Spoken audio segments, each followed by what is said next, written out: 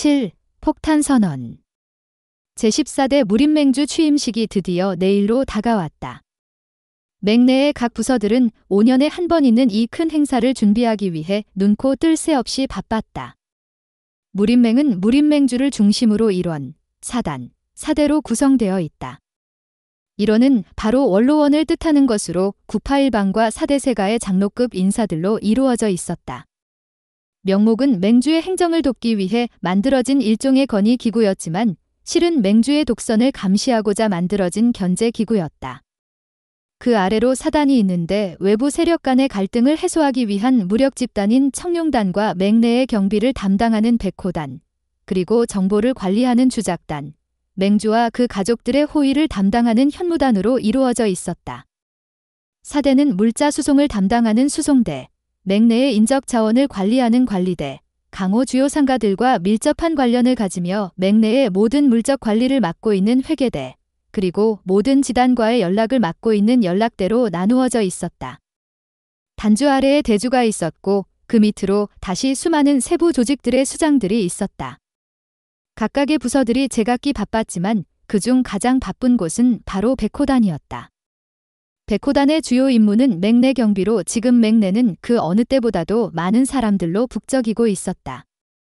맹주 취임식에 참석하려고 수많은 이들이 맹을 방문하고 있었던 것이다. 문제는 981방과 사대세가의 손님뿐만 아니라 낡은 현판이라도 하나 내건 문파는 모조리 축하사절을 보내오고 있다는 데 있었다. 지금 무림맹뿐만 아니라 낙양 거리 전체가 인산인해를 이루고 있었다. 결국 백호단에서는 방문자들을 나누어 받아들였다. 우선 981방과 사대세가의 손님들은 청방으로 구분하였다. 그들을 하나로 묶어 따로 분류하는 것에 대해 이 일을 달 문파는 어디에도 없었으니 문제될 것이 없었다. 다음은 당문, 청룡방, 산동학가와 같은 한 지역의 패권을 다투는 세력들을 홍방으로 나누었다. 백호단에서는 이 부분에 가장 많은 고심을 하였다. 각 문파의 자존심이 걸려있는 부분이었다. 같은 지역에 있는 문파들은 서로 이해관계가 거미줄처럼 얽혀 있었다. 그리고 그들 대부분은 엇비슷한 힘으로 서로 견제하고 있는 경우가 많았다. 백호단은 경쟁하는 두 집단이 어느 한쪽만 포함되고 다른 한쪽이 빠지게 되는 경우가 없도록 신경을 썼다. 황방은 무림인들은 아니지만 무림과 밀접한 관련을 가지고 있는 강북상인연합이나 관과 연관 있는 손님들을 받아들였다. 그 외 나머지 손님들은 백방으로 분류되었다. 다양한 계층의 무림인들이 한자리에 모이는지라 언제 어떤 불미스런 사고가 생길지 모를 일이었다. 청방과 홍방의 손님들은 서로 잘 아는 처지들인데다가 워낙에 규율이 엄했고 명가라는 자부심 등으로 인해 별달리 걱정할 게 없었다. 황방 역시 일반인들이 대부분이어서 별로 문제될 게 없었다. 문제는 백방이었다. 온갖 부류의 인물들을 다양하게 모아놓다 보니 문제가 안 생길래야 안 생길 수가 없었다. 아니나 다를까 결국 우려했던 일이 터졌다. 백방의 숙소가 있는 후원에 도착한 백호단주 상호열은 인상을 찌푸리지 않을 수 없었다. 싸움이 벌어졌다는 보고를 받고 하던 일 다 미루고 급히 달려왔건만 이미 2명이 쓰러져 있었다. 손가락 하나 까딱 않는 것으로 보아 이미 절명한 것으로 보였다. 그리고 그 앞으로 3명의 사내와 또 다른 한 사내가 서로 검을 겨눈 채 노려보고 있었다. 그들 주위로 많은 이들이 흥미롭다는 듯이 구경하고 있었다. 싸움 구경만 한 것이 없다지만 누구 하나 말리는 이가 없었다. 상호열이 가만히 살펴보니 자기들 딴에는 하나무협이라고 얼굴에 금칠을 하고 다니지만 하는 짓이 시정 무례배와 다를 바 없어 하나모견이라 불리는 5불안당 놈들이 문제를 일으켰다는 것을 알 수 있었다. 쓰러져 있는 자들도 바로 그들 중 셋째와 막내였다. 남은 3견이 두 눈에 광기를 흘리며 그들 앞에 서 있는 사내를 죽일 듯이 노려보고 있었다. 그들의 광포한 성격은 아는 사람은 다 아는 사실이었다. 하지만 해월은 현소림 장문인인 해천대사의 사형으로 그 배분이나 명성은 다른 장문인들에 비해 결코 낮다고 할 수 없었다. 무상진인 역시 무당오숙의 일인으로 현존말보다는 손이 앞서는 그들이었다. 그런 그들이 형제의 시체 앞에서 고작 씩씩대기만 한다는 것은 그들 앞에 서 있는 사내의 무용이 대단했다는 것을 말해주고 있었다. 아마 단칼에 베었으리라 상호열은 자신의 예감이 맞을 거라고 생각했다. 사내는 허름한 마이에 한 자루의 기형도를 들고 있었는데 하나목연 따위는 안중에도 없다는 표정이었다. 상호열이 의외라는 표정이 되었다. 저러한 기도에 기형도를 사용하는 사내라면 분명 자신이 알고 있을 법한데 도통 생각이 나지 않았던 것이다. 사내의 기도는 가히 자신과 견주어도 부족함이 없을 것 같았다. 헛! 도대체 누굴까? 어쨌든 그는 이 싸움을 말려야 하는 입장인지라 사내에 대한 궁금증은 잠시 뒤로 미뤄야 했다. 우선 검을 거두고 오해들을 푸시기 바랍니다. 상호열의 말에 하나목연 중 첫째인 편두개가 고함을 질렀다. 그 무슨 개소리냐? 오해라니. 그럼 그깟 오해 때문에 내 동생이 죽었단 말이냐? 엉뚱한 곳으로 불똥이 튀었지만 그것은 편두개의 실수였다. 동생들이 죽어 흥분한 탓이었겠지만 상호열은 하나목연 따위가 함부로 무시할 수 있는 상대가 아니었다. 순간 상호열의 양소매자락이 터질 듯이 부풀어 올랐다. 그의 몸에서 스멀스멀 무형의 기운이 피어오르더니 그것은 곧 편두개의 온몸을 휘감았다. 강력한 살기였다. 편두개는 그 기세에 대항해 보려 했지만 자신의 공력으로는 어림도 없었다. 금세 숨이 차올라 속이 울렁거리기 시작했다. 편두개의 이마에서 땀이 물 흐르듯 쏟아지자 주변에서 구경하던 사람들은 상호열의 대단한 공력에 모두 감탄하지 않을 수 없었다. 편두개가 도저히 참지 못해 비명을 지르려는 순간 거짓말처럼 자신을 압박하던 힘이 사라졌다. 크게 한숨을 내쉰 편두개는 자신이 소림사의 대환단을 잇따라 서너 개쯤 먹게 되는 기연을 만나지 않는 한 상호열의 상대가 될 수 없다는 것을 깨달았다. 편두개가 긴 한숨을 내쉬었다. 귀신 같은 놈에게 두 동생이 죽고 중인들 앞에서 망신까지 당했으니 그로서는 두고두고 기억날 만한 날이었다. 내일 본 맹에 귀한 일도 있고 하니 개개인의 원하는 그 이후로 미루시는 게 어떻겠소이까? 말은 정중했지만 더 이상의 소란은 용서 않겠다는 경고였다. 이미 많은 사람들 앞에서 크게 망신을 당한 후라 하나목연은 이 일을 제기할 수 없었다. 그들은 상호열과 마의사내를 번갈아가며 노려보다가 두 동생의 시체를 안고 어디론가 사라졌다. 구경거리가 없어지자 사람들은 흩어졌고 마의사내 역시 말없이 자기 숙소로 들어가 버렸다. 상호열은 마의사내의 정체가 궁금했지만 곧 그의 존재를 잊어버렸다. 지금의 그로서는 몸이 10개라도 모자랄 지경이었기에 백방에서 일어난 작은 다툼에 계속 신경 쓰고 있을 수 없기 때문이었다. 취임식을 하루 앞둔 백방에서 일어난 작은 사건이었다. 드디어 무림맹주의 취임식 날이 밝았다. 맹주의 앞날과 강호의 평화를 기원이라도 해주려는 듯 날씨는 겨울답지 않게 맑고 따뜻했다. 취임식은 연화청에서 열리게 되었다. 바닥에 커다란 연꽃 문양 때문에 연화청이라고 불리는 이곳은 무림맹에서 대외적인 행사를 할 때 주로 사용되는 곳으로 1000여 명의 인원을 수용할 수 있었다. 식장 앞쪽으로 100여 개의 의자가 준비되었다. 구파일방을 비롯한 무림의 명숙들을 위한 자리였다. 출구는 모두 4곳이었는데 담린이 맡은 곳은 객청의 좌측 첫 번째 출구였다. 모든 현무단 무사들이 취임식에 투입되었고 소향이 이끄는 매화조가 식장 앞쪽에 집중된 반면 새내기 국화조는 객청 곳곳에 분산되어 배치되었다. 드디어 축하객들이 입장하기 시작했다. 물론 청방부터 입장이 시작되었다. 구파일방의 대표 사절단들이 들어왔다. 우선 소림방장의 사형으로 소림사의 대외적인 행사를 담당하는 복호신승회월이 들어왔고 그 옆으로 무당파의 무상진인과 아미파의 장문인 무화사태가 들어왔다. 소림과 무당에서 장로를 파견한 데 비해 다른 문파들은 대부분 장문인들이 방문했는데 당금 강호에서 소림과 무당이 차지하는 비중이 그만큼 크다는 것을 알 수 있었다. 하는 무당 장로들 중 가장 배분이 높았다.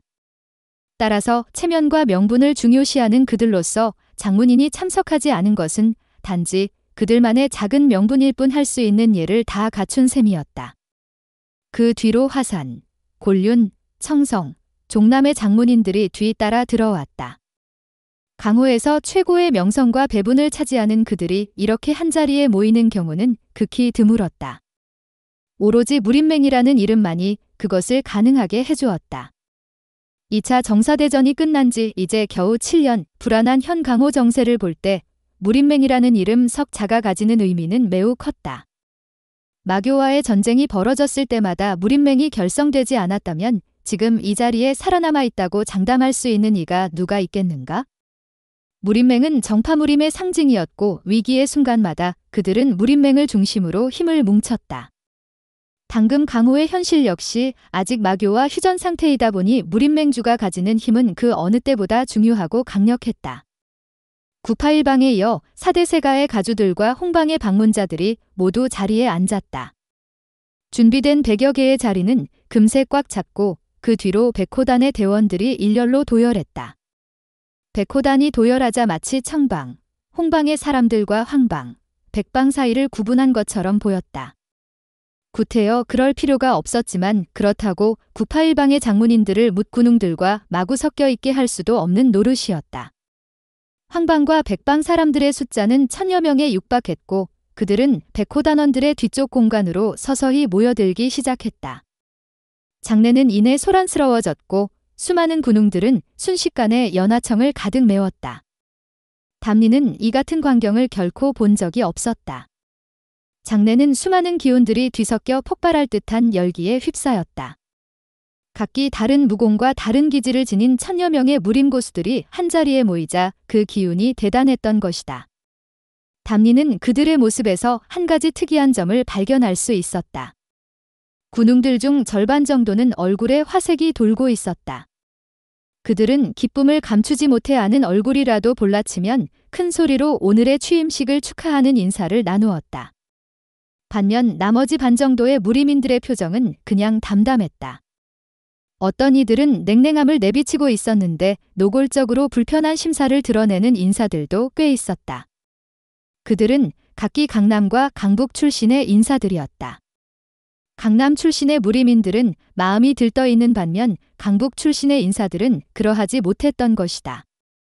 역대 맹주들의 사례를 보건대 맹주의 출신 기반이 강남 출신이냐 강북 출신이냐에 따라 그 지역 소속 문파들의 흥망성쇠가 크게 달라졌던 것이다. 각종 이권과 지원이 맹주가 속한 지역에 편중되었고 그러한 일들을 이미 여러 차례 겪어온 강호인들이었다. 따라서 강북무림인들은 이번 강북의 대표였던 남궁단백의 패배가 충격적이었다. 앞으로 강북무림에 어떠한 불이익이 돌아오지 않을까 내심 걱정을 하고 있었다. 그러나 소용없는 일이었다. 이미 결과는 나왔고 돌이킬 수 없는 일이었다.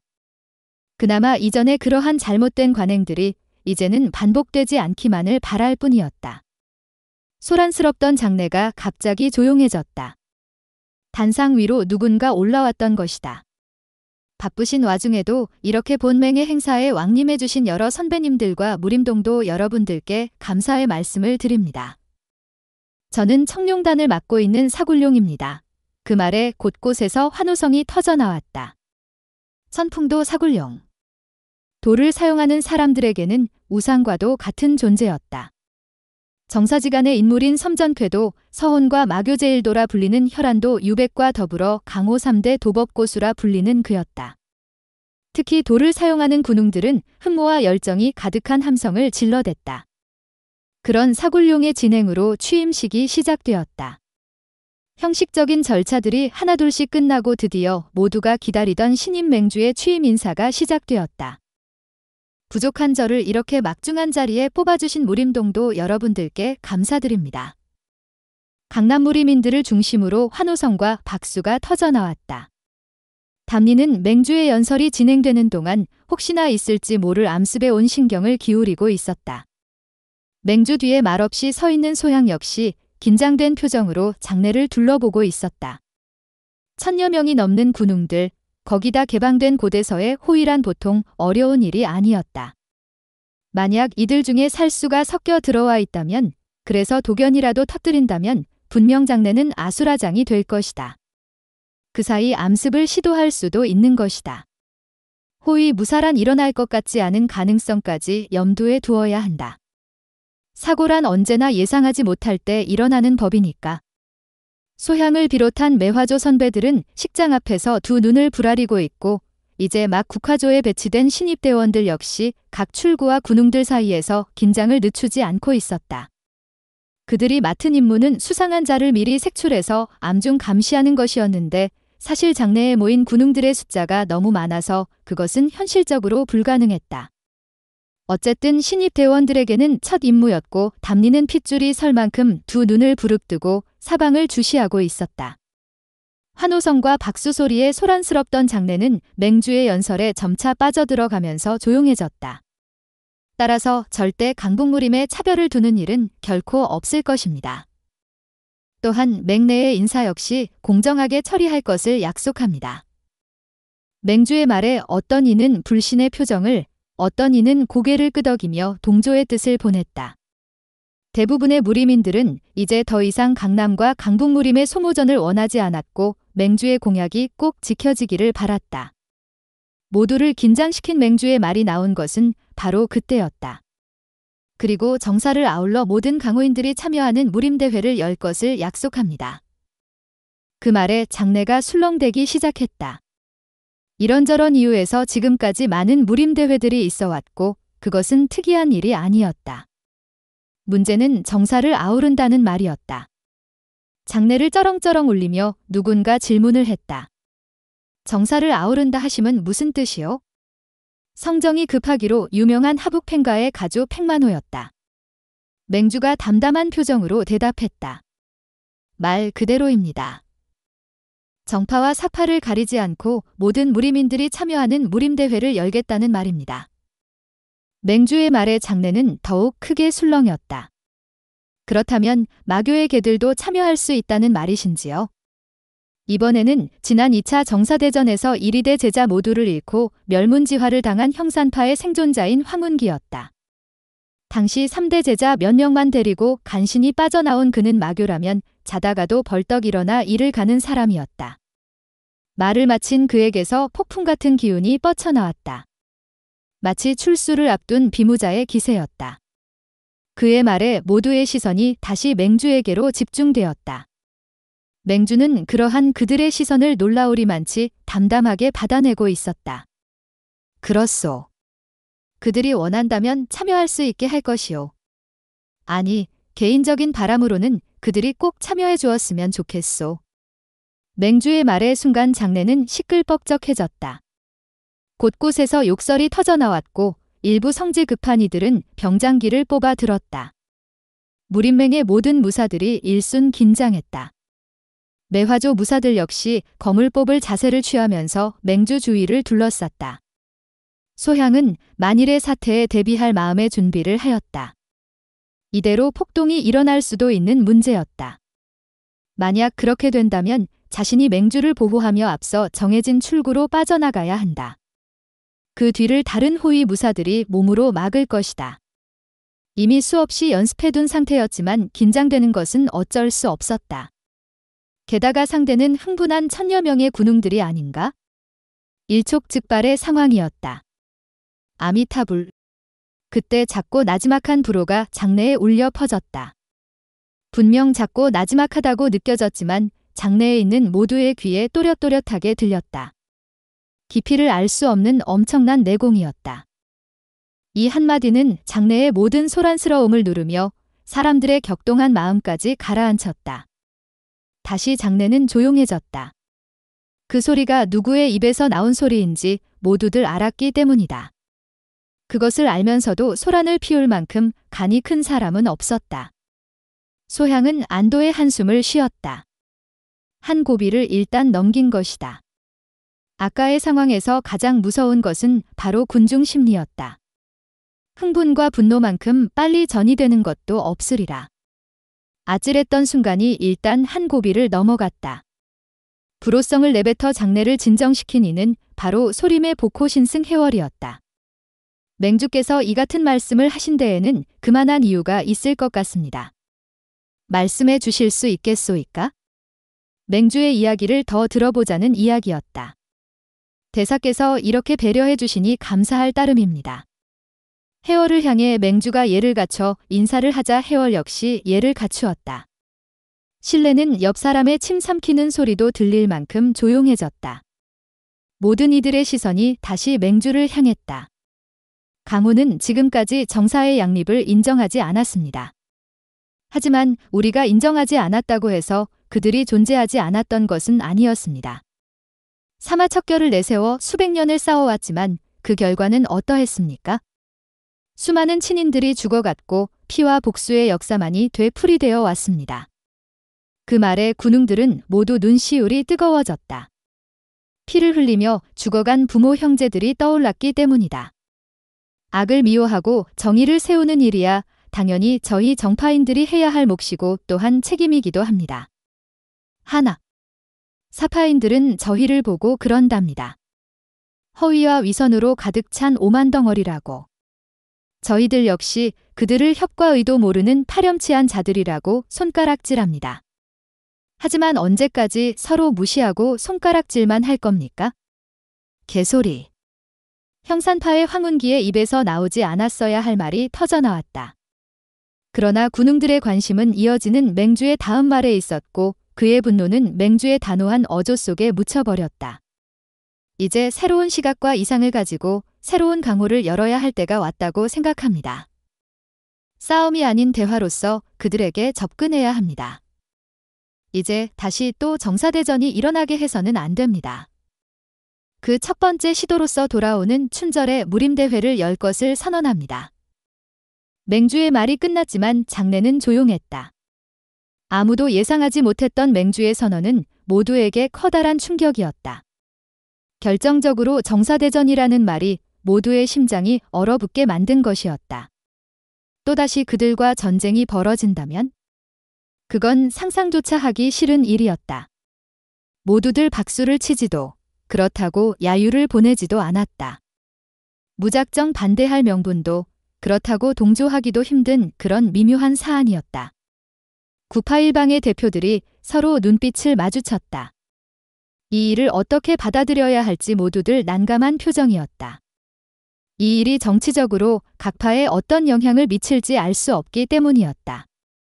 소향의 호의를 받으며 맹주가 황급히 객청 밖으로 빠져나간 이후에도 많은 군웅들은 그 자리를 떠나지 못한 채 웅성대고 있었다. 강호는 온통 무림대회로 시끄러웠다. 정, 사, 마가 함께하는 무림대회. 그 소문은 재운종의 등평도수가 더해진 것처럼 빠르게 산과 강을 넘었다. 구파일방의 장문인들 처소에서부터 강호 출도 후 10년간 검 한 번 제대로 뽑아보지 못한 삼류무사들의 술자리에 이르기까지 입달린 자들이 2명 이상만 모이면 어김없이 무림대회 이야기를 나눴다. 그리고 그 찬반 의견은 팽팽하게 맞서고 있었다. 주로 젊은 무림인들은 무림대회를 환영하는 입장이었고 나이든 이들은 반대의 입장이었다. 일부 보수적인 대파의 명숙들은 신임 맹주인 구양호가 미쳤거나 아니면 마교의 앞잡이가 되었다면서 맹렬히 비난했다. 마교를 겪지 않은 젊은 세대들의 철없음이라 한탄하는 명숙들도 있었다. 그들의 입장에서 사파인들이란 영원히 어쩔 수 없는 인간 말종들이었다. 농림이나 수적들은 농림 18체니 장강수로 18체니 하면서 마치 자신들이 대단한 조직인 양 스스로 금칠들을 하고 있지만 결국 그들은 때강도에 지나지 않았다. 100번 양보해서 그들을 초대하는 것을 인정한다고 해도 마교까지 초대한다는 것은 도저히 용납할 수 없는 일이었다. 그 말은 곧 마교를 인정한다는 말이 되었다. 마교. 지난 역사 동안 그들이 일으킨 혈겁으로 얼마나 많은 사람들이 죽어갔던가.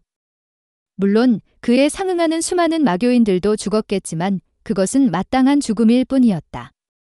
어떤 이들은 무림대회를 빌미로 마교를 통째로 없애버리려는 구양호의 계략이 숨겨져 있다는 음모론을 내놨다. 그들은 무림대회장 아래에 엄청난 양의 폭약을 설치해 마교의 수뇌부들을 한꺼번에 폭사시키려 한다는 구체적인 의견까지 제시했지만 물론 그것을 믿는 사람은 아무도 없었다. 모든 이들의 의견이 제각각이었지만 한 가지는 분명했다. 신임 맹주는 마교를 절대하게 존재해서 필요하게 존재로 바꾸려 한다는 것이었다. 어쨌거나 신임 맹주의 승부수는 이미 던져졌고 모든 강호인들의 이목은 그곳으로 집중되고 있었다. 덕분에 현무단은 초비상 상태가 되었다. 그날의 발언은 폭동이 일어나지 않았던 것을 다행으로 여겨야 할 만큼 위험스런 것이었다. 전 대원들의 모든 외출과 휴가가 취소되었고 전원 비상 근무에 들어갔다. 고참인 매화조원들은 이 상황이 그다지 반갑지 않았지만 신입대원인 국화조들은 신이 났다.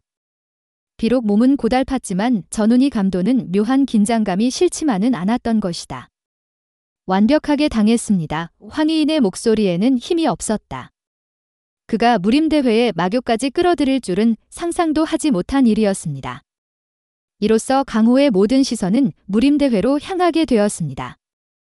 이때를 이용해 그는 무림맥 내부의 물갈이를 시도할 것으로 보입니다. 황희인의 말에 금포인이 말했다. 지난 2차례의 정사대전은 강호인들의 잠재의식 속에 공포를 심어놓았습니다. 그는 이것을 이용했습니다. 마교와의 화해가 곧 강호의 평화라는 공식을 끌어들인 겁니다. 금포인의 지적은 핵심을 찌르는 것이었다. 이로써 그는 완벽하게 칼자루를 쥐었습니다. 지금부터의 물갈이는 모두 강호의 평화를 위해 어쩔 수 없는 일이라는 식으로 몰고 갈 게 뻔하지요. 과연 꼬리가 9 달린 여우였군요. 적의인의 말에 금포인이 고개를 저었다. 여우가 아닐지도 모릅니다. 꼬리가 9 달린 호랑이일 수도 있지요. 금포인의 말에 적의인은 설마 하는 표정이 되었다. 구파일방의 반응은 어떻소? 그들은 2가지 고민 중일 겁니다. 첫째는 구양호의 속셈이 과연 무엇일까 하는 것이겠지요. 2번째는 이 상황을 어떻게 이용할 것인가 생각하고 있을 겁니다. 그들의 대화를 노인은 묵묵히 듣기만 하였다. 아마 이것이 이들의 방식인 듯 보였다. 그들끼리 자유롭게 이야기를 나누면 노인은 그 모든 것을 듣고 있다가 최종적으로 결정을 내리는 그런 식이었다. 사망국주가 머리를 꽤 굴렸더군요. 아마 일살의 생각이겠지요.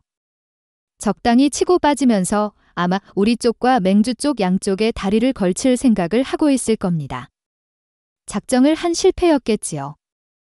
어차피 처음부터 기대한 것은 아니었으니까요. 그나마 수학이라면 자양노군이 맹주에게 붙어있다는 것을 알게 된 점이지요. 적의인은 고개를 갸웃거렸다. 그 자존심 강한 늙은이가 어떻게 구양호의 보표 노릇이나 하고 있었던 것일까요? 글쎄요. 어쨌든 맹주는 아직 미천을 다 드러내지 않았다는 점입니다. 또 뭐가 튀어나올지 모르죠. 그 말에 동의하듯 모두 고개를 끄덕였다. 마교 쪽에서는 어떻게 나오리라 생각하십니까? 적의인의 말에 금포인이 약간 인상을 쓰며 대답했다. 그 부분이 가장 큰 변수입니다. 과연 마교 쪽에서 이번 맹주의 제안을 받아들일 것인가 하는 것이죠. 쉽게 움직이지는 않을 듯합니다만 문제는 맹주가 은밀히 뒷거래를 할 수도 있다는 것입니다. 그 말에 모두들 놀람을 감추지 않았다. 설마 마교와 거래를 할지도 모른다는 말씀이시오? 구양호 그자가 아무리 간이 크다고 해도 금포인은 침중한 표정으로 노인에게 말했다. 가능성은 충분히 있습니다.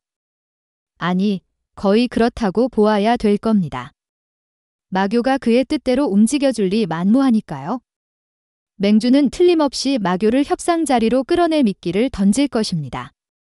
우린 그 순간을 놓치지 않아야 합니다. 노인의 짙은 주름들이 꿈틀거렸다. 무림맹주 따윈 꼭두각시에 불과하다고 생각해왔던 그였다. 강호의 진정한 지배자는 자신이라고 여겼던 그였다. 천방지축인 신임 맹주에게 뜨거운 맛을 한번 보여주어야겠다고 벼르던 그였다. 그 구실을 노인에게 제공하는 순간 모든 것은 끝이 날 것이다. 맹주에게서 눈을 떼지 말도록. 자네도 내가 미쳤다고 생각하나? 집무실에서 차를 마시던 맹주가 뜬금없이 물었다.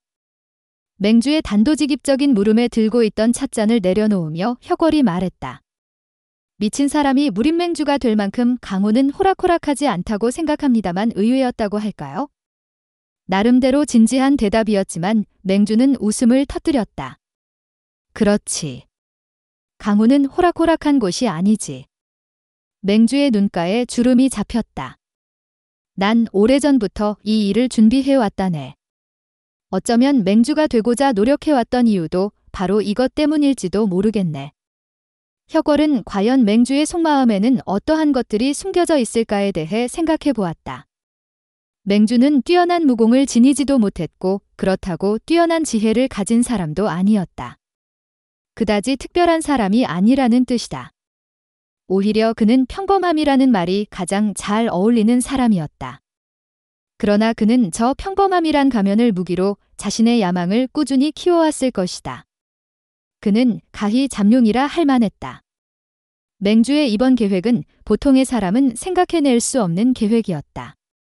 어쩌면 누구나 생각은 할 수 있지만 아무도 실행에 옮길 수 없는 일이기도 했다. 앞으로 더욱 위험해질 겁니다. 혁월의 말에 맹주가 고개를 끄덕였다. 그의 표정에는 이미 그런 것쯤은 신경 쓰지 않는다는 의지가 담겨 있었다. 맹주는 이미 이 일에 자신의 목숨을 건 듯 보였다. 죽음을 두려워하는 자는 혁명을 일으킬 수 없기 마련이다. 난 그들을 적으로 생각하지 않네. 난 오히려 내부에 있는 적들이 더 무섭네. 마교를 적으로 생각하지 않는 사내, 그가 생각하는 내부의 적이란 누구를 가리키는 것일까? 그리고 최후의 적은 바로 여기에 있겠지. 맹주는 자신의 가슴을 가볍게 2번 두드렸다. 그 모습을 보며 혁월은 한 가지를 확신할 수 있었다. 맹주는 자신의 신념이 꺾이는 순간 몰락하게 될 것이다. 참, 그자들의 정체는 밝혀졌나? 이번에 암습을 가한 자들을 말했다. 네, 사망곡입니다만. 그러나 맹주의 표정은 변화가 없었다. 마치 예상한 사람처럼 보이기도 했고 어디라도 상관없다는 태도 같기도 했다. 그러나 이건 개인적인 생각입니다만 그들은 이번 암살 시도로 맹주님께 무언의 전언을 전한 게 아닐까 하는 생각이 듭니다. 그 말에 맹주는 오히려 즐거운 표정이 되었다. 무언의 전언이라 거 재미있군. 예를 들자면 이런 겁니다. 우린 맹주님을 죽이고 싶지 않습니다라는 거지요. 맹주의 표정은 점점 더 흥미로워졌다. 하하, 흥미로운 이야기야. 계속해보게. 만약 정말로 맹주님을 암살할 생각이었다면 더 많은 인원을 동원하면서 좀 더 확실한 방법을 사용했을 겁니다. 아마 사망국의 전살수들이 동원되었겠지요. 그런데 그들은 의도적으로 자신들의 행적을 노출시켰습니다. 이쪽에 알려준 거죠. 맹주는 고개를 끄덕였다. 결국 문제는 사망국이 아니라 사주한 자가 누구인가 하는 것이지요.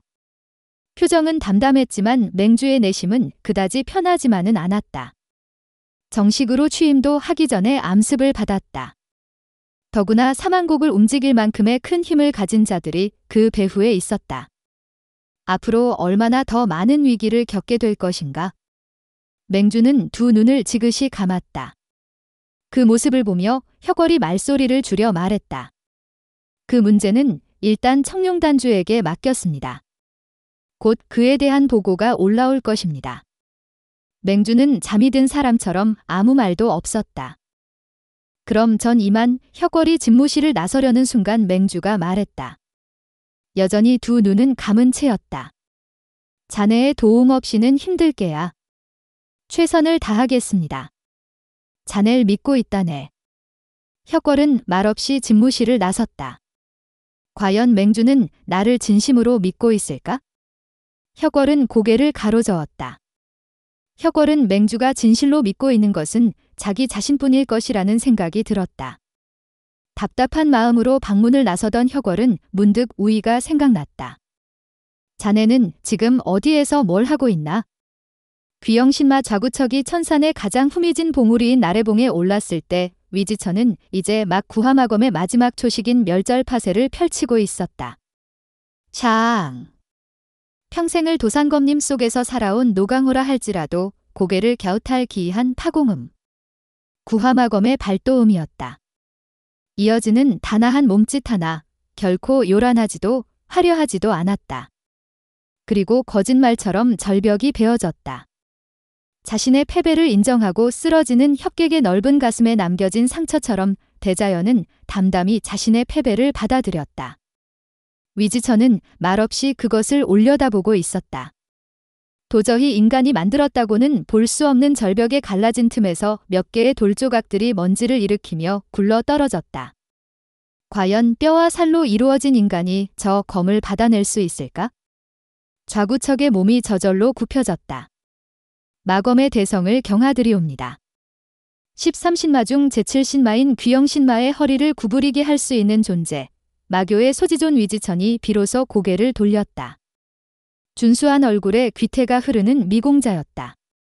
용무가 없더라도 괜히 말 한마디 붙여보고 싶은 호감 가는 얼굴이었다. 감사합니다. 모두 여러 마존들께서 염려해 주신 덕분입니다. 언제나 그렇듯 위지천이 공손하게 말했다. 구하마검은 교주 천마의 동문무공으로 교주조차 나이 40이 되어서야 완성한 천하제일마공이었다. 그것을 이제 막 25이 된 위지천이 비록 팔성의 경지지만 마지막 초시까지 완벽히 펼쳐낼 수 있다는 것은 실로 놀라운 일이 아닐 수 없었다. 교주는 자식을 갖지 않았다. 대신 자신의 무공을 완벽하게 이어받을 만한 기재들을 모아서 가르쳤다. 그는 어느 제자도 편애하지 않았으며 모두에게 똑같이 무공을 가르쳤다. 그러나 8명이던 제자들은 3년이 지나자 5이 되었고 다시 2년 후에는 3명만이 남았다.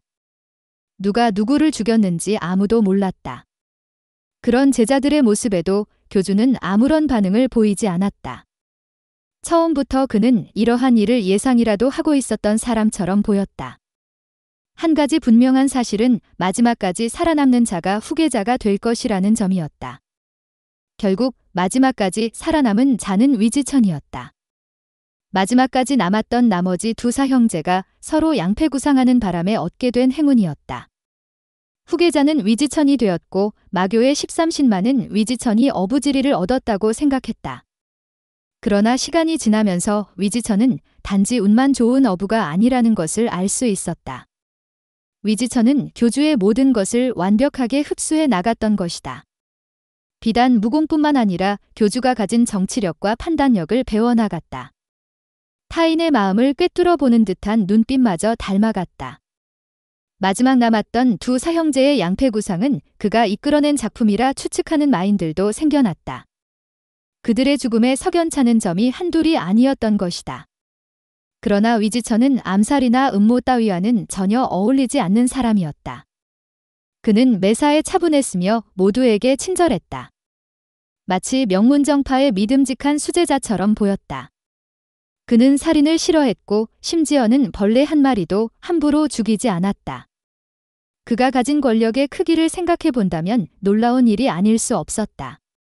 이런 그였기에 만약 사형제들 간의 암투를 그가 계획한 것이라면 그는 역대 그 어떤 마인보다 가장 무서운 마인이 될 것이었다.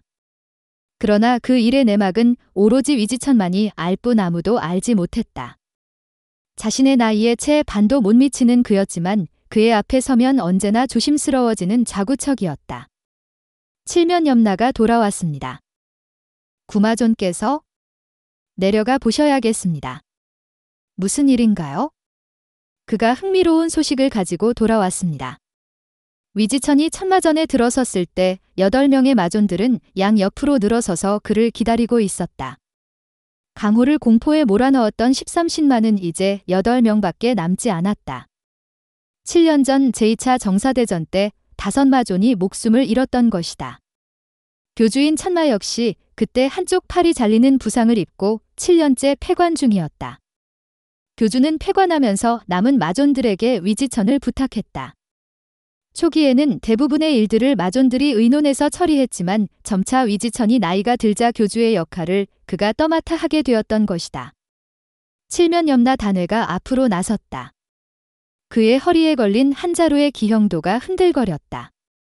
그는 바로 하나목연을 베었던 그 마의인이었다. 그가 바로 13신마 중 9마의 자리를 차지하고 있는 칠면염나였던 것이다. 신임 맹주가 무림대회를 열겠답니다. 그야 허례를 좋아하고 떼지어 모이길 좋아하는 정파인들의 일상 아닌가요? 위지천이 그게 보고할 만한 이야기가 되냐라는 표정이자 칠면염나는 다시 말을 이었다. 정사가 함께하는 무림대회랍니다. 정사가 함께하는? 저희들을 초대하겠다는 의사를 밝혔습니다. 칠면염라의 말에 모두들 놀라는 눈치들이었다. 위지천 역시 놀라움을 감추지 못했다. 우리들을 초대하겠다고 했단 말인가요? 네, 맹주 취임식에서 그렇게 밝혔습니다. 크하하, 위지천이 크게 웃음을 터뜨렸다. 쉽게 자신의 감정을 드러내지 않는 위지천이었지만 이때만큼은 마음껏 웃었다. 대단히 재밌는 얘기군요. 그래서 정파인들의 반응은 어떻던가요? 지금 반대와 찬성이 팽팽하게 맞서고 있지만 찬성하는 분위기로 흘러가고 있다고 합니다. 하하하. 장단도 맞추기 전에 춤부터 춘다. 여전히 위지천의 기분은 좋아 보였다. 정사를 불문하고 강호의 모든 방파들이 촉각을 곤두세우고 있습니다. 그때 천동마군 노연백이 한 발 앞으로 나섰다. 손짓 한 번에 1000개의 입과 콧구멍에서 피를 토하게 만든다는 마교 제1의 독인이 바로 그였다. 보는 것만으로도 두려움이 생겨나는 그의 청록색 눈동자가 더욱 짙어졌다. 함정일 가능성이 높습니다. 벽을 긁는 듯한 음침한 소리에 옆에 서 있던 잔홍금강 마구가 그의 말을 거들었다. 개수작을 부린다면 다 죽여버리면 되지. 말을 마친 그는 이빨을 뿌드득 갈았다. 실제로 그의 이빨에 씹혀 죽은 자들이 10이 넘었다. 마구의 몸에서 살기가 폭발하듯 터져나왔다. 웬만한 고수라면 그 기운만으로도 크게 심신을 상할 무서운 기세였지만 장내의 누구도 그것을 피하지 않았다. 오히려 긴 겨울의 끝에 찾아온 한 자락 봄기운처럼 그것을 즐기고 있었다. 마인에게 있어 살기란 활력과도 같은 것. 자신이 있는 자리에서 거리낌 없이 살기를 발출한 마구였지만 위지천은 오히려 그를 향해 미소를 지었다. 위지천의 포용력을 보여주는 대목이기도 했고 노마들이 위지천을 진정한 후계자로 인정하는 이유이기도 했다. 위지천이 이번에는 좌구척을 향해 말했다. 신마께서는 어떻게 생각하십니까? 제3마 환사유풍 나궐이 죽고 난 이후 마교의 군사는 귀영신마의 몫이었다. 좌구척이 신중한 표정이 되어 말했다. 신임 맹주 구양호의 정치적 포석이라고 생각됩니다. 문제는 그가 이것으로 무엇을 노리고 있느냐 하는 것입니다. 그의 말에 위지천이 고개를 끄덕였다. 그것을 파악하는 것이 가장 중요하겠군요. 물론입니다. 일단 저쪽의 반응을 좀 더 두고 볼 필요가 있습니다. 조만간에 어떤 식으로든 연락이 올 것이라 생각됩니다. 좌구척의 말에 마존들은 제각각 신중한 표정이 되었다. 7년간의 긴 침묵을 깨고 새로운 움직임이 시작된 것이다. 혼잣말처럼 위지천이 중얼거렸다. 강훈은 다시 재밌어지겠군요. 8. 점소이. 영춘은 퀭한 눈을 들어 밖을 내다보았다. 이틀째 제대로 잠을 자지 못해 쑥 들어간 누나를 열심히 굴려보았지만 자신이 찾고자 하는 것은 보이지 않았다. 태호제일의 구두쇠 영춘이 요사이 뜸한 손님보다 더 간절히 찾고 있던 것은 바로 더럽고 치사한 까마귀 떼와 잔인하고 무식한 늑대 새끼들이었다. 평소라면 활개를 치고 다녀야 할 흑오파와 현랑조의 모습이 뚝 끊어진 것이었다. 덕분에 하촌 상인들의 얼굴에는 은근히 화색이 돌기 시작했다. 하루가 멀다 하고 돈을 뜯어가는 건 둘째 치고라도 위아래도 없이 설쳐대는 꼴을 며칠이라도 안 보게 되니 10년 묵은 체증이 내려가는 것을 느끼고들 있었다. 그러나 그들 중 단 한 사람, 영춘만은 예외였다. 영춘은 도리어 이 상황이 몹시 불안하기만 했다. 물론 우연이겠지만 우이가 흑오파에 끌려갔다 온 다음 날부터 그들의 모습이 보이지 않았던 것이다. 그날 우이가 돌아오면서 했던 말이 자꾸 영춘의 귀를 간지럽혔다. 흑오파를 그만둔대요. 그런 영춘의 고민을 알기나 하는지 우이는 전보다 더 쾌활해졌다. 게다가 그가 본격적으로 일을 시작하고부터 주정꾼들의 난동도 많이 줄어들었다. 이상하게 그가 달래면 다들 순한 양이 되었고 그의 등에 편안히 잠들어 집으로 돌아갔던 것이다. 모두들 그에게 술꾼 달래는 비책이 숨어있을 거라고 말했다. 그런 점에서 그는 영춘객잔의 복덩어리임에 틀림없는데 문제는 흑오파와 현랑조였다. 왜 나타나지 않는 거냐고. 차라리 어느 쪽이든 들이닥쳐서 부수고 돈을 내놓으라고 난리를 피우는 편이 더 마음 편할 영춘이었다. 영춘이 연신 한숨만 내뱉고 있을 때 아평이 숨이 목구멍까지 차서 헉헉거리며 달려 들어왔다. 무슨 일이냐? 그 모습에 간이 철렁해진 영춘이 벌떡 일어났다. 아평은 숨을 고르느라 말을 잇지 못했다. 흑오파가 헉헉 흑오파란 말에 애가 탄 영춘이 아평을 재촉하기 시작했다. 이놈아, 빨리 얘기를 해봐. 춘하루에 앵앵이한테 들은 얘긴데요. 흑오파와 현랑조가 크게 싸움이 붙었대요. 그게 정말이냐? 이제 곧 서로 큰 전쟁을 벌일 거라는 소문이 자자해요. 영춘은 그제야 무릎을 쳤다. 왜 놈들이 보이지 않았는지 이해가 되었다. 영춘 객잔이나 우위와는 아무런 관련이 없었던 것이다. 휴. 안도의 한숨과 함께 영춘의 표정이 환하게 밝아졌다. 기왕 싸움이 벌어질 바엔 크게 싸워 양쪽 모두 망해버렸으면 좋겠다는 생각이 들었다. 아마 그것은 이곳 하촌 상인들의 공통된 소망이기도 할 것이다. 아평이 여기저기서 주워들은 소문을 열심히 영춘에게 종알거리고 있을 즈음 우이는 주방 안에서 아연의 핀잔을 듣고 있었다. 호피첨초는 센 불에 익혀야 한다고 했잖아요. 그래야 모양이 망가지지 않고 고추에 생기는 무늬가 뚜렷해진다고요. 아연은 두 손을 허리에 올리고 작정을 한 듯 그를 본격적으로 몰아세우고 있었다. 며칠 전부터 우이는 요리를 배워보겠다고 나섰는데 숙수인 다로는 아연 이외에는 절대 제자를 받지 않겠다며 딱 부러지게 거절했다. 그러나 우이는 하루 종일 다로를 따라다니며 괴롭혔고 결국 천하제일의 숙수는 다로라는 말에 다로는 자신의 귀가 얼마나 야른지 모두에게 확인시켜 주었다. 우이의 주방 출입을 허락했던 것이다. 결국 그의 요리 강습은 아연에게 맡겨졌다. 도대체 요리를 배우려는 목적이 뭐예요? 아연의 말에 우이는 머리를 극적였다. 그냥 재미로 배워보려는 거라면 꿈 깨세요. 요리를 우습게 보는 것은 저도 못 참아요. 그런 건 아니야. 그럼 뭐 때문이죠? 내 꿈이 뭐라고 했지? 우이의 갑작스런 물음에 아연은 당황했다. 그건 왜 묻죠? 훌륭한 숙수가 되는 게 꿈이라고 했지? 그래서 이런 객잔을 차리는 게 꿈이라고. 그런데요. 그래서 한번 해보고 싶었지. 아연은 고개를 갸웃했다. 앞으로 부인이 될 사람의 일이니까? 그 말에 순간 아연의 얼굴이 홍당무가 되었다. 그게 무슨... 다연은 어떤 말을 해야 될지 몰라 더듬거리며 물었다. 우이의 얼굴에 살짝 스치는 장난기에 아연이 조심스럽게 물었다. 진심인가요? 물론 농담이지. 순간 아연의 두 눈에 번개가 일었고 그녀가 휘두른 나무 국자를 피해 우이가 주방 밖으로 달아나며 말했다. 그 성질을 죽이면 생각해보지. 아연은 가슴이 콩닥거렸다. 비록 장난처럼 말했지만 부인이란 말을 들었을 때 심장이 멎는 줄 알았다.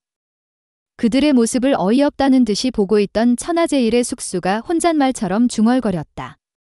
이제 떠날 때가 된 건가? 그것은 어디 한 곳 오갈 데 없는 부록의 노총각 달호의 허망한 메아리였다. 때론 귀를 막고 사는 것이 더 행복할 때가 있다. 바람을 타고 불어오는 세상의 이야기들은 간혹 행복한 이야기들도 있지만 그렇지 않은 것들이 대부분이기 때문이었다. 바로 요즘의 우이가 그러했다. 요즘같이 행복한 때라면 아무것도 듣지 않고 살았으면 했다. 그러나 그것은 불가능한 일이었다.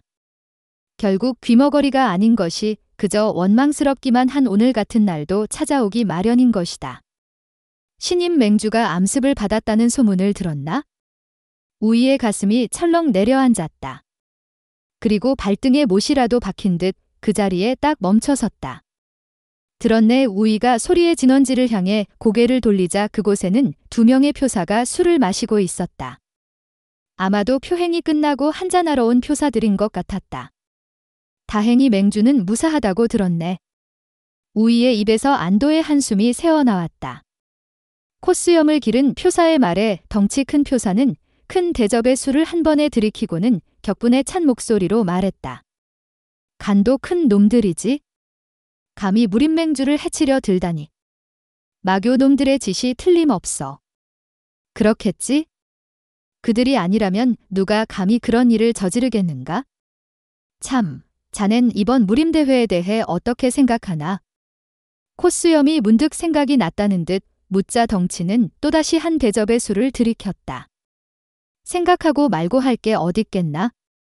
정사가 함께하는 무림대회라니? 꿈 같은 이야기지.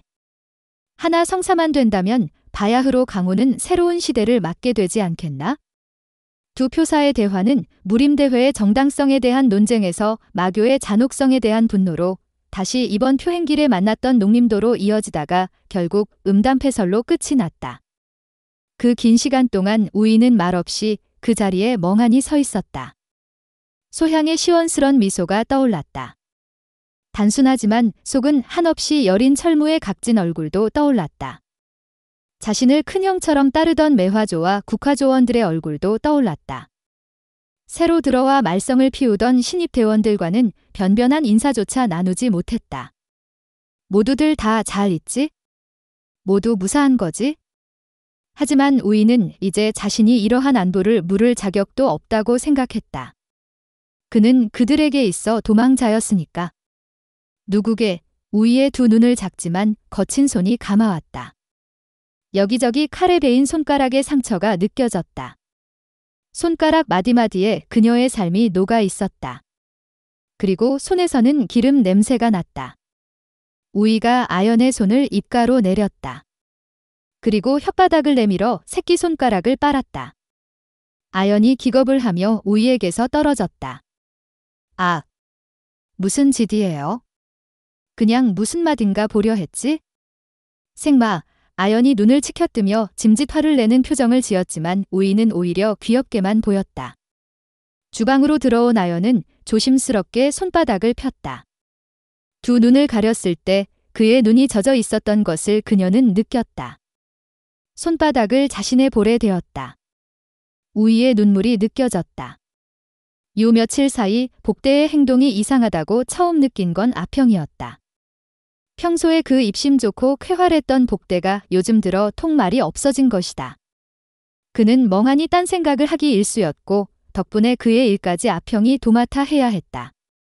그러나 아평은 불평보다는 걱정이 앞섰다. 복대에게 무슨 일이 생긴 것이 틀림없었다. 며칠 전에는 복대가 얼굴이 상처투성이가 되어서 일을 나왔다. 분명 무슨 일이 있었을 텐데 도통 복대는 입을 열지 않았다. 아평이 아연에게 그런 복대의 이야기를 꺼낸 건 이제 객잔이 좀 한가해진 신시 무렵이었다. 아연은 새로운 요리를 전수해달라고 아침 내내 주방에서 자신을 괴롭히던 우희에게 결국 새우말이 요리인 단권아인의 양념 만드는 법을 가르치는 중이었다. 분명 무슨 일이 생긴 게 틀림없어요. 무슨 일인지 감도 안 오고. 네, 통 말을 안 해줘요. 그래, 알았다. 내가 나중에 따로 물어볼게. 그럼 부탁해요. 누나. 아연의 말에 아평의 표정이 밝아졌다. 아평이 객잔에서 가장 잘 따르는 사람이 바로 아연이었다. 아연의 말이라면 믿을 수 있었다. 그녀는 비록 여자였지만 자신이 맡은 일은 무슨 일이든지 확실하게 처리하는 사람이었다. 그런 아연이었기에 분명 복대의 고민도 해결해 줄 수 있을 거라고 믿는 아평이었다. 아평이 나가자 옆에서 말없이 그들의 대화를 듣고 있던 우희가 아연에게 말했다. 복대 일, 내게 맡기면 안 될까? 아연은 우희의 말이 의외였지만 저런 말을 하는 데는 분명 이유가 있을 거라고 생각했다. 이런 말을 할 때면 그는 전혀 딴 사람이 된 것처럼 보였다. 요즘 들어 아연은 우희에게서 새로운 면들을 하나둘씩 발견하고 있었다. 첫째로 우희는 생각보다 진지한 사람이라는 점이었다. 근래에 자신에게 장난도 많이 치고 객적은 소리도 아끼지 않는 그였지만 결국 그의 본질은 진지한 사람이라는 것을 아연은 느낄 수가 있었던 것이다. 모두들 자신이 쉽게 변할 수 있으리라 생각하지만 사람은 쉽게 변하는 존재가 아니다. 또 자신이 바뀌었다고 생각해도 무의식적으로 나오는 행동들까지 제어하기는 불가능한 일이었다. 둘째는 그의 과거에 관한 것이었다. 그는 대충 둘러대며 말해주지 않았지만 아연은 느낄 수 있었다. 그의 과거가 결코 평범하지 않다는 것을. 게다가 우희는 객잔을 찾는 무리민들의 대화에 관심이 많았다. 관심 없는 척해도 그의 귀는 어느새 그들의 대화에 가 있었다. 특히 요즘 화제가 되고 있는 무림맹이나 무림맹주에 대한 이야기가 나올 때면 그는 거의 넋을 잃었다. 우이의 과거가 무림인과 깊은 관계가 있을 것이라는 추측을 조심스럽게 해보는 아연이었다. 복대의 일을 맡겠다는 우이의 진지한 표정을 보며 아연은 고개를 끄덕였다. 믿을 테니 잘 처리해달라는 고갯짓이었다. 우이가 아연에게 복대 일을 자신이 맡겠다고 한 건 다 이유가 있었다. 며칠 전 우이는 전혀 예상치 못한 장소에서 복대를 보았던 것이다. 아마 복대의 지금 변화는 틀림없이 그것과 관련 있을 거라는 생각이 들었다. 복대는 이를 악물었지만 흐르는 눈물을 막지는 못했다. 눈앞이 흐릿해졌다. 눈물을 흘리면 더 비참해진다는 것을 알았지만 이제 겨우 17이 된 소년이 자신의 감정을 자유롭게 조절한다는 것은 불가능했다. 결국 복대는 눈물을 흘리고야 말았지만 주위에 서서 그를 지켜보는 누구도 한마디 위로의 말을 던지지 않았다.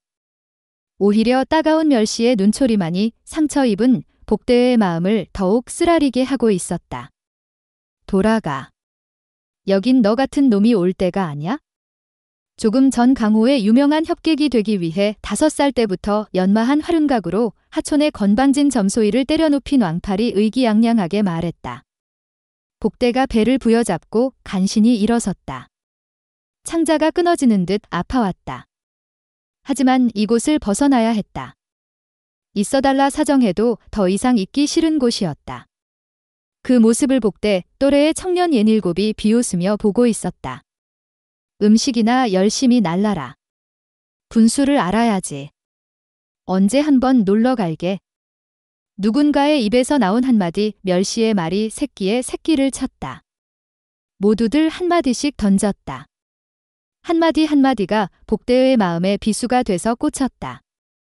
복대는 착륙무관이라 쓰인 현판 아래까지 간신히 걸어 나왔고 드디어 이 더러운 곳을 벗어나게 되었다는 생각과 함께 앞으로 고꾸라졌다. 그가 쿵 하고 쓰러지자 착륙무관의 문은 그것보다 몇 배는 더 크고 시끄럽게 닫혔다. 너 따위에게는 다시는 열리지 않겠다는 듯이 얼굴에 차디찬 흙이 느껴졌다. 복대는 차라리 그것이 시원하다고 느꼈다. 왕팔에게 맞은 곳이 불이 나듯 화끈거렸고 이대로 죽을지도 모르겠다는 생각도 들었다. 다시 눈물이 흘러내렸다. 왜 이렇게 태어났나 하는 원망이 들었다. 복대가 이곳 착륙무관을 찾은 것은 며칠 전이었다. 이곳은 태호에서 가장 큰 무관 중 하나였고 가장 유명한 곳이기도 했다. 그리고 복대가 언제나 벼르고 벼르던 곳이었다. 복대가 그동안 악착같이 돈을 모았던 이유도 여기 있었고 어린 아평이 현랑조에 맞서 달려나갈 때 오줌을 지르며 꼼짝 못했던 그가 수치심을 참으며 떠올린 곳도 여기였다. 그는 점소이로 사는 것도 겁쟁이로 남는 것도 싫었다. 그의 꿈은 강호를 종횡하는 무인이 되는 것이었다. 복대에게 강호란 자신의 신분을 탈출해 새로운 꿈을 이룰 유일한 탈출구였던 것이다. 그리고 그 시작은 바로 착륙무관이었다. 한 달 수업료는 복대가 6개월을 꼬박 음식을 날라야 벌 수 있는 돈이었다. 그래도 복대는 아깝지 않았다. 열심히 무공을 배워서 중원표국의 표사 시험을 치르리라 마음먹었다. 지난 몇 년 동안 아껴둔 돈이라면 적어도 이곳에서 1년은 배울 수 있었다. 그 기간 동안 이를 악물고 배워야겠다고 마음먹었다. 처음 그가 찾아갔을 때 무술사범 만호는 못마땅한 눈빛으로 6개월치 수업료를 선불로 내라고 했다. 그 못마땅한 눈빛은 같이 무공을 배우는 청년들도 마찬가지였다. 처음에는 왜 그들이 자신을 못마땅하게 여기는지 도무지 이해할 수가 없었다. 그 눈빛들이 마음에 걸렸지만 꿈에도 그리던 무공을 배운다는 마음에 복대는 신경 쓰지 않았다. 이곳에 온 목적은 친구를 사귀러 온 것이 아니라 무공을 배우러 온 것이니까. 아무렇지도 않게 행동하는 복대의 모습에 그들의 눈매가 더욱 사나워졌다. 며칠 전 실전 훈련을 하자던 동료들에게 된통 두들겨 맞았다. 그러나 그 정도는 참을 만했다. 그럴수록 복대는 더욱 열심히 수련했고 그런 모습을 보며 그들은 더욱 못마땅하게 여겼다. 그리고 오늘 그들 중 유난히 자신을 싫어한 왕팔에게 호되게 당하고 결국 이렇게 쫓겨난 것이다. 관주와 사범의 눈을 피해 훈련 비밀을 빌미로 이루어진 일방적인 폭행이었다. 관주와 사범이 있었다 해도 눈 감아줬을지도 모른다는 생각이 들었다. 그들 역시 처음부터 복대를 못마땅하게 여겼으니까. 그리고 그들이 왜 그토록 자신을 미워했는지 그 이유를 오늘에서야 알게 되었다. 그는 이곳 창룡무관에서도 점소히 복대였던 것이다. 이곳에서 무공을 배울 때만큼은 무인이 된 듯한 기분에 빠져들었던 그였다. 그러나 복대는 크나큰 착각을 하고 있었다. 모두들 그를 점소히 복대로 여겼고 자신의 제자가, 동기가 점소이인 것이 그들은 못마땅했던 것이다. 점소이 짓을 해서 번 돈으로 자신들과 동등한 입장이 되려는 그가 싫었던 것이다. 그들에게 복대의 노력은 분수도 모르고 날뛰는 억지스런 신분 상승 욕구에 불과했던 것이다. 한 번 점소이는 영원한 점소이에 불과한 것이다. 복대는 이대로 죽었으면 좋겠다고 생각했다. 생각뿐 아니라 실제로 복대는 죽어가고 있었다. 아무도 그에게 신경 쓰지 않았다. 지나쳐가는 사람들도 몇 마디 수군거리기만 할 뿐 아무도 그에게 다가서려 하지 않았다. 그런 그를 누군가 번쩍 안아 들었다. 그가 복대를 안고 성큼성큼 걸어가기 시작하자 이대로 죽었으면 좋겠다고 생각하던 복대의 눈에서 눈물이 흘러내렸다. 자신을 감싸 안은 따뜻한 품이 너무나 고마웠기 때문이다. 영춘객잔은 요즘 눈물의 객잔이었다. 한 줄기 햇볕이 들어와 복대의 뺨을 어루만졌다. 그 따스함에 복대는 살며시 눈을 떴다. 복대는 자신이 낯선 방에 홀로 누워있다는 것을 깨닫고 본능적으로 손이 배로 내려갔다. 그러나 자신을 괴롭혔던 통증은 이미 사라지고 없었다. 어떻게 된 일일까? 복대는 자신이 쓰러졌을 때 누군가가 자신을 안았던 것을 기억했다. 여기는 자신을 구해준 사람의 방일 것이다. 그러나 왠지 낯이 익었다. 한참을 둘러보던 복대는 이곳이 우이의 방임을 알 수 있었다. 어리둥절한 표정으로 복대가 방문을 나섰다. 우이는 마당 한옆의 장작더미 위에 올라가 앉아 있었다. 깨어났어. 우이가 미소를 지으며 그에게 말했다. 형님이 절 데려오신 건가요? 어쩌다 보니 그렇게 됐어. 감사합니다. 뭘? 우이가 멋쩍게 웃었다. 복대는 무엇인가 더 고마움을 표해야 한다는 생각이 들었지만 딱히 생각나는 말이 없었다. 그런 복대를 보며 우이가 손을 내밀었다. 여기 괜찮네. 장작더미 위로 올라오라는 소리였다.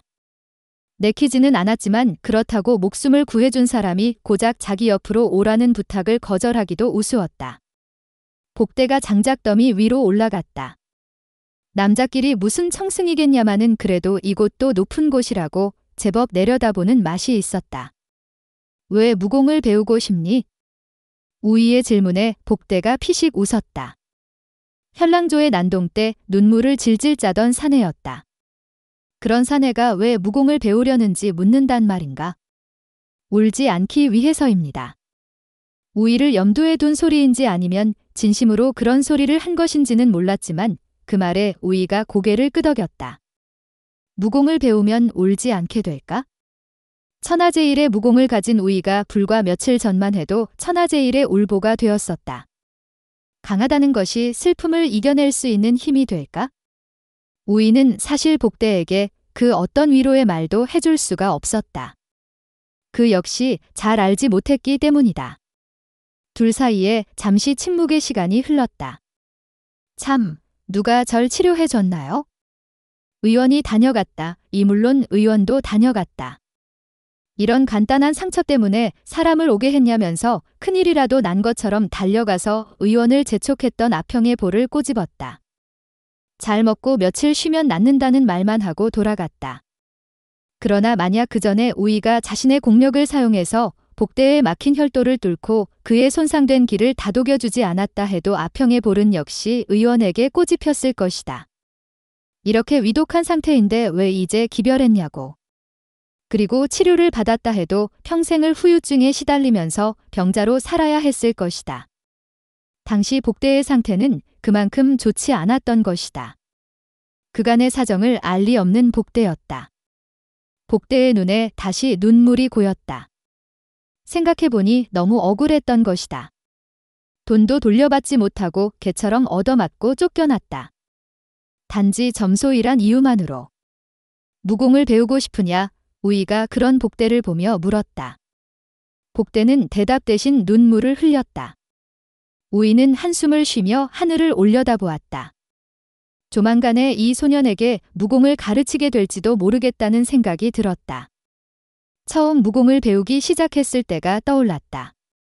이제는 두 번 다시 볼 수 없는 사부의 그 흩날리던 수염처럼 새하얀 구름은 무심히 흘러가고만 있었다.